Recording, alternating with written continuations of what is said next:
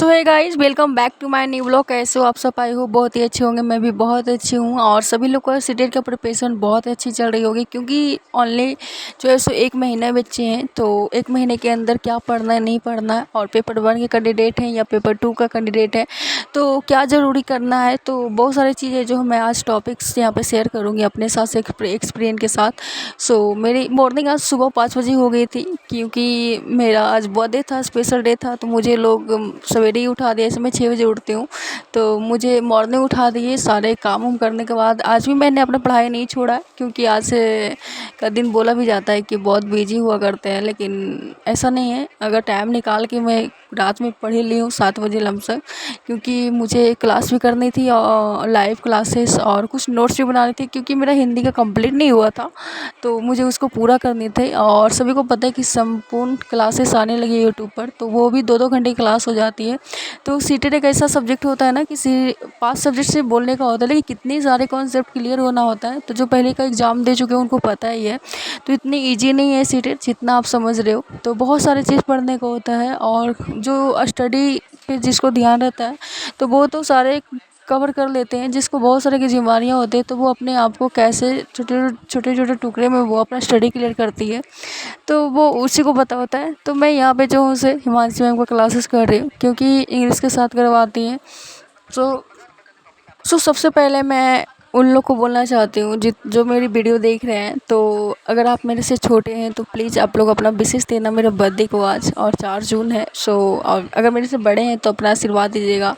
और आशीर्वाद में इससे अच्छा बेहतर कुछ नहीं हो सकता है, क्योंकि सीटेट बहुत नज़दीक आ चुकी है। तो आप सीटेट ऐसा प्रार्थना करें, प्रेयर करें कि मेरी सीटेट निकल जाए। मैं आप लोग के लिए भी प्रार्थना करती हूँ जो जितने मेहनत कर रहे हैं सभी को सीटेट क्लियर हो जाए, क्योंकि लास्ट मौका है, आखिरी मौका है।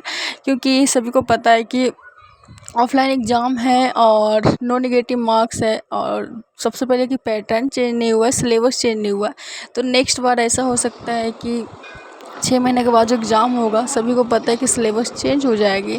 तो इस बार अगर आपने पिछला बार कुछ जो है सो गलतफ़हमियाँ या कुछ आपने गैर ज़िम्मेदारी के साथ साथ अपना स्टडी नहीं किया है, तो उसको इस बार बिल्कुल मेहनत करें। क्योंकि घंटे 2 घंटे अगर आप स्टडी को बढ़ा देते हो डेली यूज़ में, तो आपका जो है सो बिल्कुल क्लियर हो जाएगा और सीटेट आप बिल्कुल क्वालीफाई हो जाएंगे। सभी को एक मेहनत होता है, सभी को एक चाहत होती है कि मैं सीटेट क्लियर करूं, लेकिन सीटेट क्लियर करने के लिए आपको बहुत सारी चीज़ पढ़ना होता है। अब वो आप पढ़ते नहीं हैं, लेकिन अगर ये सब सोचने की अब वक्त नहीं है, क्योंकि आपके पास बचे 1 महीना। अगर आपने पहले से भी स्टडी नहीं किया है, अगर आप करना चाहते हो तो बहुत ज़्यादा आपके पास समय है, तो अभी भी अपना स्टडी कर सकते हो, बिल्कुल कर सकते हो। लेकिन अब आपको पढ़ना क्या है, सबसे पहले चीज़ तो अगर आप फर्स्ट बार एग्ज़ाम दे रहे हैं ना, तो सबसे पहले आप सारे चीज़ को सिलेबस को समझना पड़ेगा। और उस सिलेबस के हिसाब से अगर आपने पहले से स्टडी करके रखा है ना, तो उस पर अब ध्यान मत दो, क्योंकि आपको अब उतना पीछे जाने से कोई फ़ायदा नहीं है। अब वो चीज़ को मेन टॉपिक्स को पकड़ो जो आपको हमेशा एग्ज़ाम में आते हैं। आप 5 मैराथन क्लास सिर्फ देख लो, आपका उससे क्लियर हो जाएगा। डेली लाइव क्लासेस करो, उससे आपका क्लियर हो जाएगा। और प्रैक्टिस सेटअप अपना ज़रूर लगाना, क्योंकि आपके लिए बहुत इंपॉर्टेंट होता है। मैं हमेशा बोलती हूँ, और जब भी नोट्स प्रिपरेशन करना तो अपना हिंदी इंग्लिश के साथ करना, क्योंकि हिंदी बहुत हार्ड होता है सीटेट में।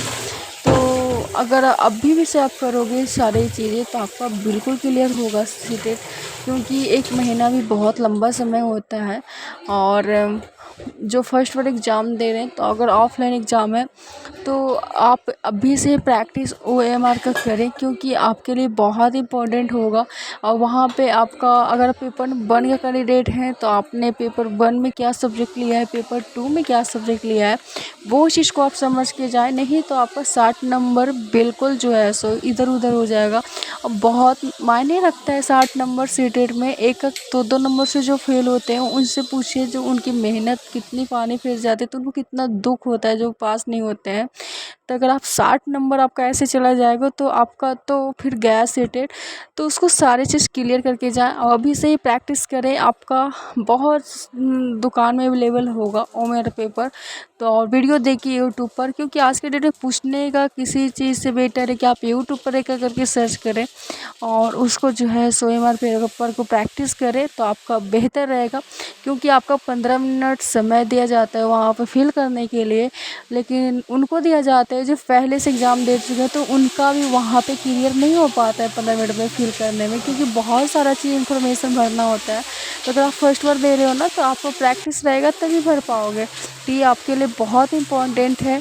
रही बात पढ़ने के लिए, अब आपको आगे क्या करना है, जो जो बेसिक चीज़ है वो चीज़ आप कवर करें, क्योंकि बहुत सारे चीज़ें जो बेसिक आते हैं, जैसे एनसीईआरटी हो गया, मैं हिंदी में ग्रामर हो गया, इंग्लिश में पैसेज हो गया, उसके बाद हिंदी में आपका वो कुछ बहुत सारा जो है सो स्टोरी पैसेज होते हैं।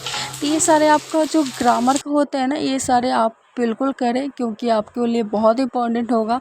और ये सारी चीज़ में आपका नंबर जो है सो 55 आपका 75 आपका पेडोलॉजी होता है, लेकिन 75 जो होता है ना वो आपका बेसिक होते हैं। तो ये सारी चीज़ बिल्कुल आप करें, क्योंकि आपका बहुत इंपॉर्टेंट रहेगा। और आई होप मेरा आज छोटा सा सजेशन अगर आपको अच्छी लगे तो प्लीज़ लाइक कीजिएगा।